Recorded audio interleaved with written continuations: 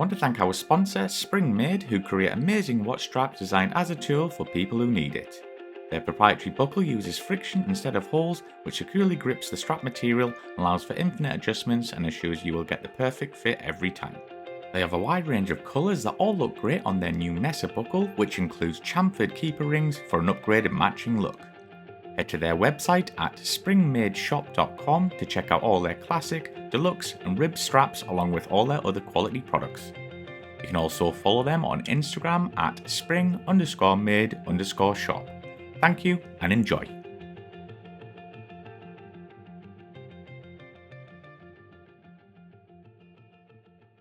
Rich, can you talk us through your transition to the GR4? I've never had this on the channel before. Is that unusual, or was it quite common at the end of the F3's life? No, the end of the F3, now with history, we can look back, there was SDR 2010, so the Harrier had been disbanded, and that was a bit of a surprise to the Air Force to get rid of the Harrier. So that happened 6 months, maybe 9 months before. So all those pilots now were flushed out into the system. The Typhoon was building up at the time, but very slowly taking on numbers. So everyone wanted to go Typhoon, and I was there, I was front and center to go Typhoon. But all these guys were going. But my wife comes from Lossiemouth, just weirdly, a little village just outside Lossie where the GR4 is based, or it was based. So I had a meeting with the poster, and I remember it very well. So in one office, he came to the squadron. So went into one office, had a chat with him. He's like, "Hey Parge, where do you want to go?" I was like, "Typhoon, obviously, but my wife comes from Lossiemouth, so just saying that's on the cards maybe." And he said, "I'll promise I'll do my very best for you, and I'll really work hard for you and see what I can do."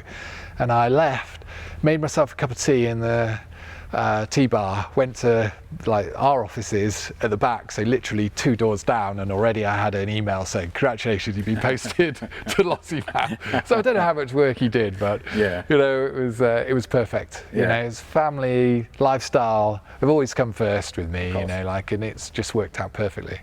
So what was the transition like going from air to air to air to ground? Did you find that quite easy, or was it a bit of a struggle for you? Or so the actual transition, I did the short course on 15, was it? 15, and that was designed for, let's say, a Jag mate or a Harrier mate to come to the GR4. Right. So I remember I did 6 trips of how to fly the Tornado, and guess what? They fly exactly the same.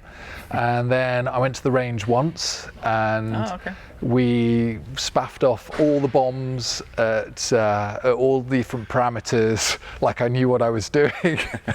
So I was saying, can I not have these, how to fly a Tornado sorties, and can I go the range and stuff? But they was set, and that's what it is.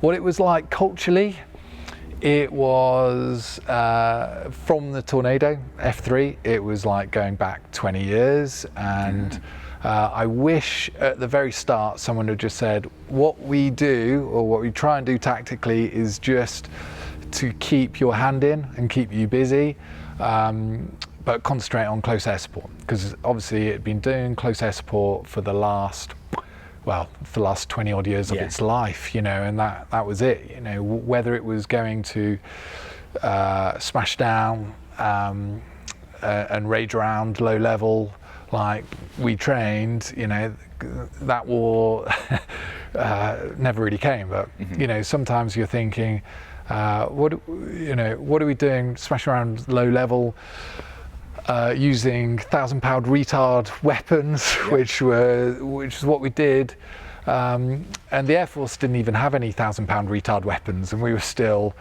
going down like it was Vietnam in the 60s, and we're like, I don't know about this tactically, but that's what it was. So I really wish someone had said, don't worry about it.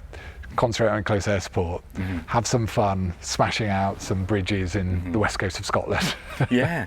So you said it flew exactly the same, did it? Because I'm guessing the GR4, you always flew with tanks and outer pylons on, didn't you? Yeah. Did that affect it?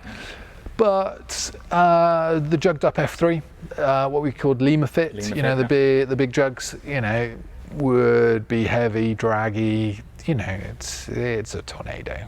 And what was the cockpit environment like coming from the F3? Did you find that was it very similar? Yeah, very similar. Yeah, you could jump one to the other without any problems. Really?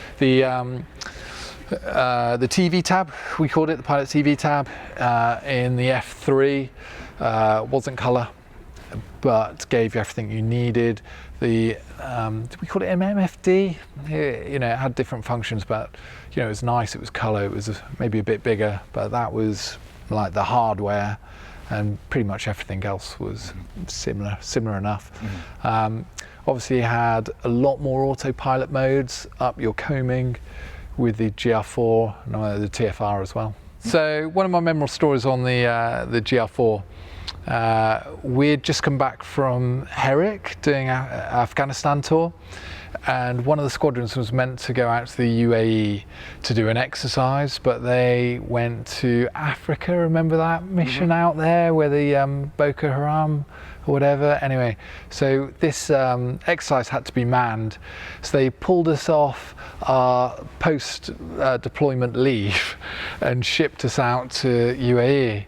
And we were on an airbase just outside Dubai, and we had the traditional preemptive bollocking from the wing commander who was based there, telling us that Dubai is actually a war zone, and we could hear like the music in the background, the party lights. Like, we've just come from Afghanistan like 2 weeks ago. Like, not that that's the full war zone, but it was interesting. Anyway, the exercise there.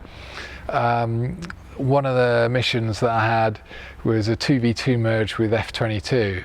So I was in a GR4. Me and my wingman. 22 came in. The GR4's radar obviously wasn't going to hack it, so completely ghosted us.